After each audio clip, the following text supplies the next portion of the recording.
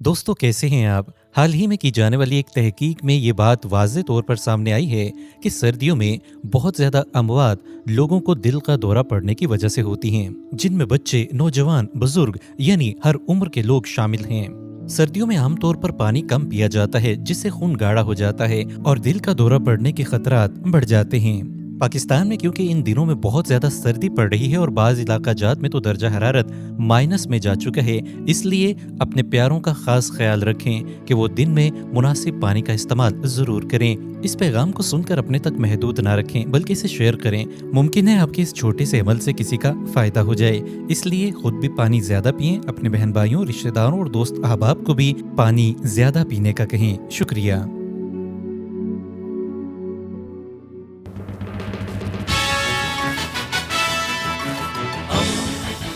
दोस्ती का पैगंबर रेडियो वेरितास एशिया।